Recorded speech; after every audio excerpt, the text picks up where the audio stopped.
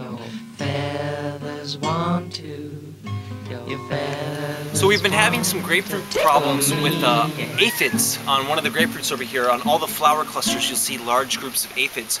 So we were buying some compost and some mulch at the nursery today, and we saw these ladybugs, and we thought it would be a good idea to grab some and put them at the base of the tree tonight. We're going to mist all the flowers, make sure the leaves are wet, and then release these ladies, and then they're going to take off, and we're going to put some up by the basil and the tomatoes as well, and just hope that they stick around. I think they will. There's definitely a lot of natural stuff going on. We're at the base of a mountain here in Arizona, so there's a lot of stuff. There's quail, there's coyotes, you see doves flying around, reptiles. There's lots of stuff going on. Right there I see two gamble quail walking off in the distance. So it's like a very healthy habitat, so we have a lot of insects flying around. And now we can release these. Hopefully they'll feed, the boys are running off, they'll feed on the aphids on this grapefruit tree, and then we'll put them up there and they'll stick around. So let's go down and pop them on, and we'll mist the flowers off, and then we'll release them at the base of the tree and let them do their thing. Here's a fig tree. These right here are called lantanas, and although not edible, they put out a really nice blossom that hummingbirds and the bees really love. Bougainvilleas right here. There's a nice plum tree to your left. This is the massive mesquite tree that kind of overtakes the front yard. It's beautiful. Pomegranate here on my right.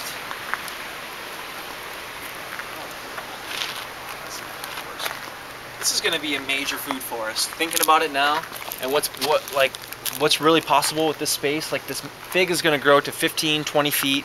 There's another desert king fig down there that's going to be another 15 feet. I mean, this could be a full-on food-producing area.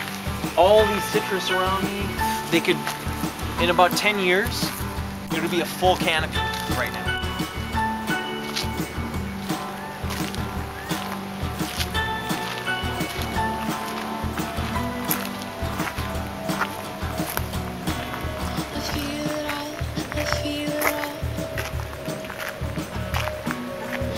So this is the tree that's having the aphid problems as far as I've seen. I've looked around and haven't seen too much other stuff going on, although this one has a lot of new growth, which shows what we're doing is good.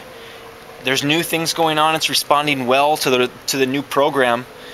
They're still being affected by aphids, and this is the only one that I see that's been having aphid problems. But they're there on all the flower clusters, and we're just going to mist down all these flowers and the leaves, and then just release a bunch of the ladybugs at the base of the tree, and then just let them naturally climb up or fly up, whatever they want to do, and they'll start taking the aphids over, and then hopefully stick around, multiply, and then just kind of help manage the aphid population in this area. I would have thought, because we're so close to the mountains here and all the wild stuff, you would have had more beneficial insects taking care of these, but there is an aphid problem on this one grapefruit, so we're going to see what we can do. And for $10, the idea of, if you have a pest problem, the idea of actually spraying your poor plant with chemicals instead of just doing something more peaceful and with like another insect, or it just doesn't make sense to me why you would want to spray the whole plant with pesticides instead of just being peaceful about it and releasing some ladybugs. I don't know why people would jump to that conclusion so fast and be willing to eat poisoned food.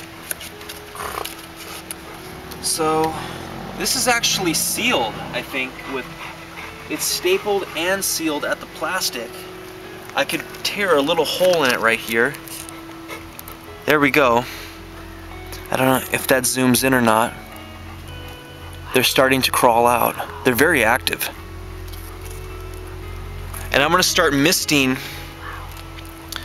Can you hold my glass, please? I'm going to start misting all the leaves.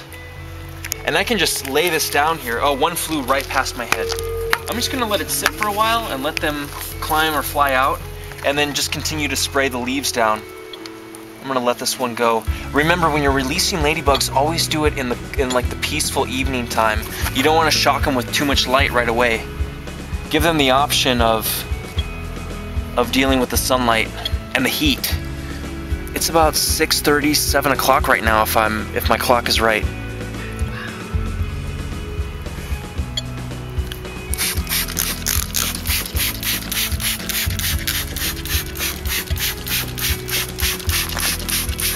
And earlier, when I tried to control this aphid population, I wanted to really, I was just trying to blast them with some water just to try and take them off. And it was working, but I was using the regular, the city water supply from the hose. And this right here is much more, it's reverse osmosis. So all of the bad stuff has been filtered out.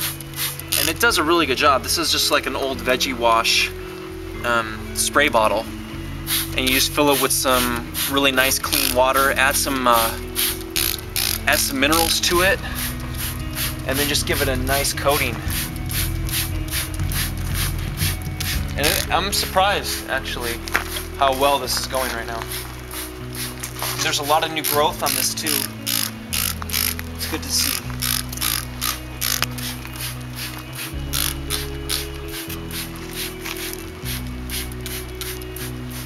This should actually be like a weekly thing where you do a nice foliar feeding and mix in some sea minerals in here and just give them a nice misting, and they can pick it up through their leaves. And how long did this take right now? Really 2 minutes or 1 minute? And it gives so much more back to the plant. And I honestly haven't done much of this. I would do it in the, like with the potted plants. And you know, once in the greenhouse I would do it, but as far as all the stuff outside in Minnesota, I never really gave them a lot of mistings. I would feed them really well, but I didn't miss them a new foliar feeds. So this is kind of like a new little thing for me. The cacao plant I was really diligent about giving nice sprays to, as well as the soursop that I got from Florida.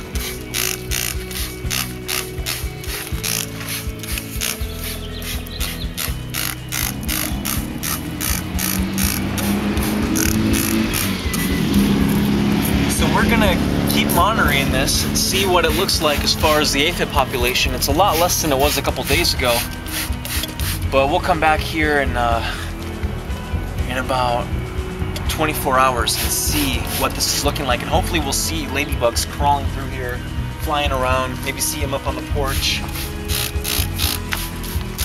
just looking for little critters to eat, because there's definitely a lot of them right around here.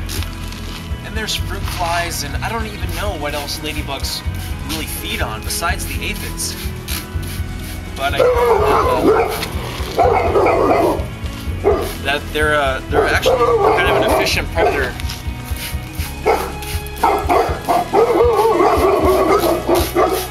I would do this to your plants once a week at least. Even if if one were inclined, like put a little urine in it or something, a little bit, or some sea minerals, or some, a pinch of dulse. But it's not a bad idea, and it's a good way to feed them. All right. So there's quite a few ladybugs crawling out right now, and I'm gonna shake some more out, get them into the grass, into the mulch, and then we'll just go from there. I'll put some more up top into the vegetable gardens up on the northern side of the building, and then we'll see what's going on. I'm gonna check the rest of the citrus and see if there's any aphids, and then we'll put them down there. But otherwise, we'll just kind of let them go and do their thing. It's about 7 o'clock right now, and we'll check back in about 24 hours and see what it's looking like. All right, thanks.